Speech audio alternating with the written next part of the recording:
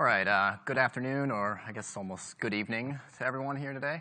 My name is Richard Platania. The name you see up there, Dr. Park, that is my advisor. I am a PhD student at Louisiana State University.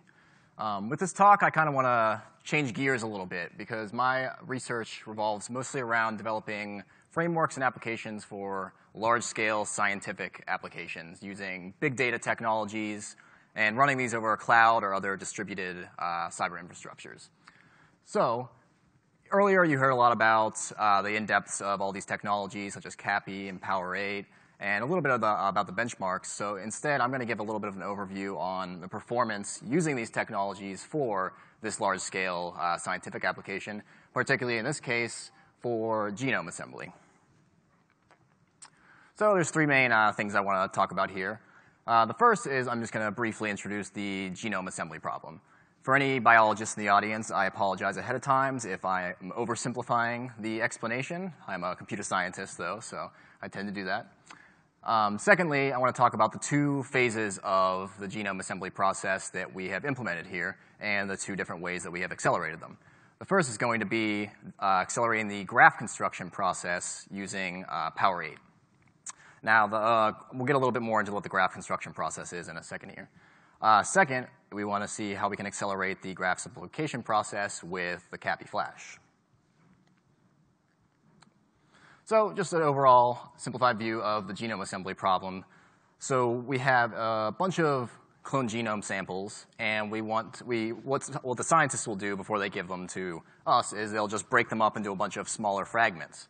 So now it's our job to be able to take those small fragments and somehow be able to piece them back together in the correct order to be able to form a constructed genome again.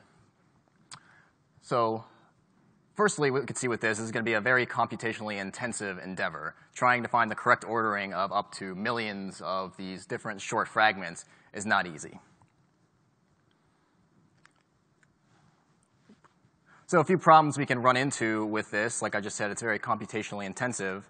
But we also need to consider that the next generation sequencing technologies that have recently been developed, such as Illumina, things like that, they are outpacing Moore's Law. I know we've talked about Moore's Law plenty today. So it's becoming so cheap to be able to do DNA sequencing that they're having a throughput on all these sequencings at an unprecedented rate to where people, especially biologists, can't handle processing all this data. So that's where they turn to other large-scale applications, people who develop these large-scale applications to be able to assemble all these reads or all these pieces of DNA back into the genome. So another problem is, in order to do this, we need some software with extreme scalability. It's not necessarily easy to develop, especially if you're just a biologist. Not that biologists cannot code, but yeah, getting these softwares with extreme scalability can be very difficult. And the third is we need to have this hardware that's going to give us what we need for the application, such as more compute cycles, we need extreme I/O performance, and we need huge storage space. Because all of these next-generation sequencing technologies are producing such a large amount of data on the scale of terabytes at this point, making this also a very data-intensive endeavor in addition to a computationally intensive endeavor. So our initial solution we had here was for the graph building process, we used Hadoop MapReduce, a very common big data technology, in order to implement the first phase of the genome assembly process. So what we do here is we basically have these fragments, which you see on the very left, that we're given, the biologist will give to us. Our job is to break those up into a little bit smaller fragments called k-mers, and that's what we'll do in the first map phase. From there, we're just going to combine all of these different k-mers that have the same value into in the reduce phase to be able to get all the different edges that would produce the graph. So overall, this is a very embarrassingly parallel process. Each of these reads can be processed on its own without any dependence on any of the other reads. So that's why the MapReduce paradigm is very, very great for this. Great for batch processing, data-intensive jobs. So how do we want to speed this up? The first thing we did is the IBM folks at Poughkeepsie, New York, were kind enough to lend us a 40-node cluster there with their POWER8 servers.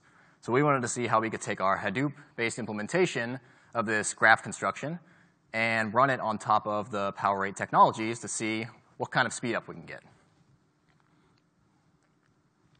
So we wanted to compare it to something, obviously. At LSU, we have our Supermicro 2 cluster. And at that cluster, we wanted to compare it to the Intel CPUs that we had there. So in the Poughkeepsie cluster, we have two 10-core POWER8 CPUs. And at the Supermicro cluster, we have two 8-core Intel CPUs. So obviously, we have a few more cores with the POWER8, but you'll also notice that we're only using 40 nodes at the Poughkeepsie cluster. We're using up to 120 at the Supermicro cluster. So still, the overall number of cores are way higher when using the Supermicro cluster.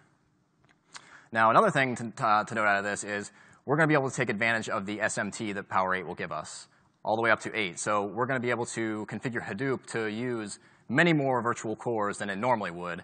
So on the Supermicro cluster, each node has 16 cores. We can only take advantage of 16 virtual cores for running Hadoop. Here, if we use the POWER8, we can take advantage of all the way up to 160 if we're using 8 SMT.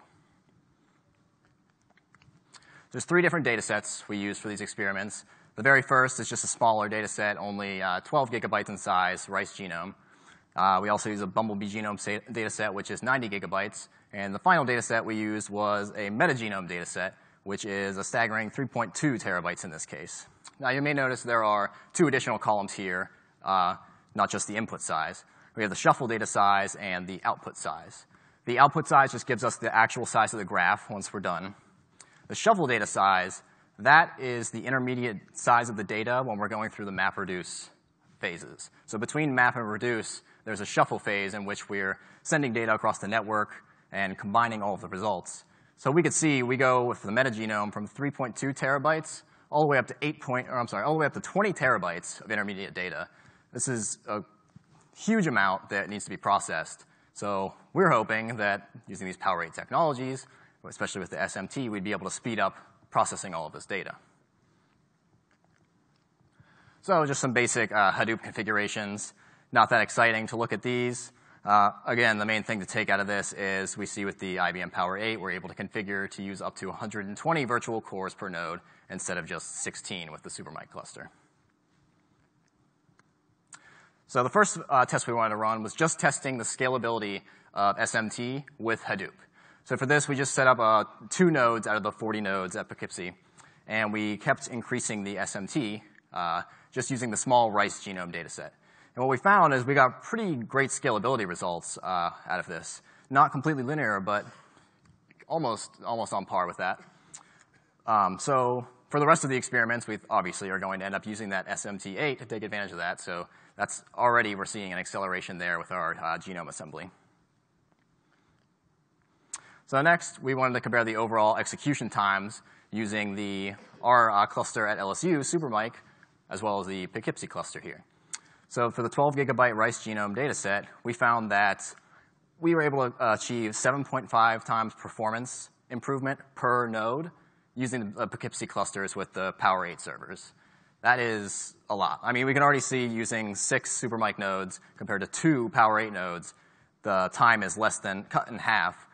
And if we compare it on the level of performance per server, we get a 7.5 times increase. So that's great and all. We see that for a 12 gigabyte data set. We want to keep going. We want to see how we can do for the actual big data, because when considering big data, 12 gigabytes is not really anything. So we move up next to the Bumble genome. So this one was 90 gigabytes and had a graph size of, I believe it was a little over 90 gigabytes in size. Here we see the same result. In this case, though, we end up using all 120 nodes of the Supermicro cluster, and we use 40 nodes of the Poughkeepsie cluster. So with 3 times the nodes at Supermicro, we can't get close to the POWER8 performance we're seeing here.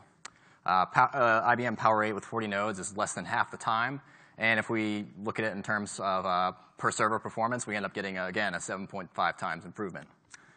Now, moving on to the most important one, the metagenome data set. So this one was 3.2 terabytes in size. The intermediate data size was 20 terabytes, and the final graph output size was 8.6 terabytes. Again, we used 120 nodes on our Supermicro cluster and 40 nodes of the IBM POWER8. What we found here is we ended up getting almost 9 times improvement in terms of performance per server. That is great. That is great for us because, I mean, this already takes 6.5 hours on the Poughkeepsie cluster, the IBM POWER8 cluster. So on the Supermicro cluster, it took us way too long to run these experiments, and we needed 120 nodes to be able to do this. So this has really enabled us to be able to run more of these experiments much more quickly. So next, we want to get into the actual, so we have these graphs for the genome, but that doesn't really mean much to us. We need to actually get pieces of the genome out of it that we can give back to the biologists. So a very simplified explanation of what we need to do here is we need to take these graphs and sort of just traverse them to get linear chains of the genome, which we can refer to as contigs. So they're just larger pieces of the DNA sequence. Another way to view this process is if we just have a giant graph, imagine we just want to squash it down into as many linear chains as we can, output those. Speeding up this process, we couldn't directly use Hadoop MapReduce because, as we can see here, if we need to traverse a graph like this, each data point is very dependent on each other. So using batch processing, like something with MapReduce, doesn't work out so well. So instead, we look towards using distributed key value store to be able to scale out and solve this problem. Now, when we wanted to speed it up even more, we took it to IBM again, and we took advantage of their CAPI accelerated flash. So here, what we're going to do is we actually take Redis Labs. We use their software on top of a single, for now, just a single POWER8 node with 20 cores. And we're able to run this graph simplification process on just one node in only 7.5 hours with 500 gigabytes of graph data.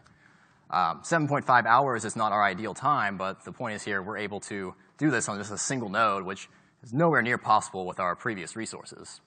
Obviously, we get a little bit of a trade-off here using the CAPI accelerated flash as main memory in this case. We all know it's not actually main memory, but it's a very good trade-off here because this is enabling us to do it on single node, and in the future, we hope to do it actually with multiple nodes to show just a very good increase on acceleration with the graph simplification.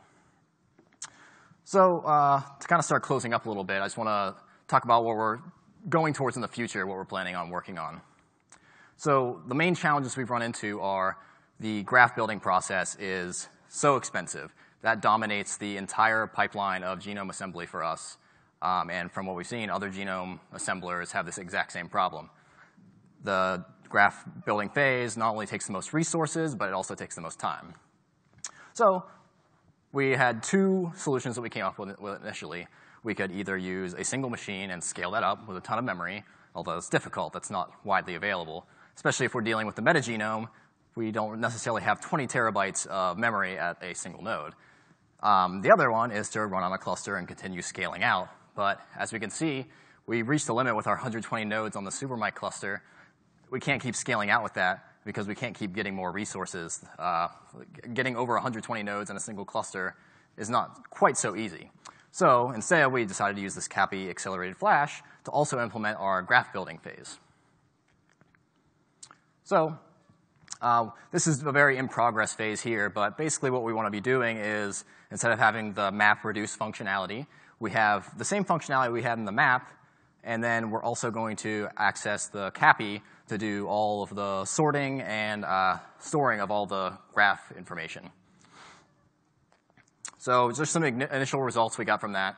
We ran the 85 gigabyte Bumblebee genome data set on an 8-node cluster that we have at LSU. And we also ran it on a single POWER8 node that's accelerated with CAPI flash. Both clusters have 20 cores per node. And what we ended up finding is it took a little bit longer using the CAPI accelerated flash server, but in terms of speed up per node, we ended up receiving 3.5 times increase in performance. So in the future, if we're able to get more nodes with access to this CAPI flash storage, it's obviously going to show a huge acceleration with doing the graph building with the CAPI flash. And that's all I have for today. Any questions?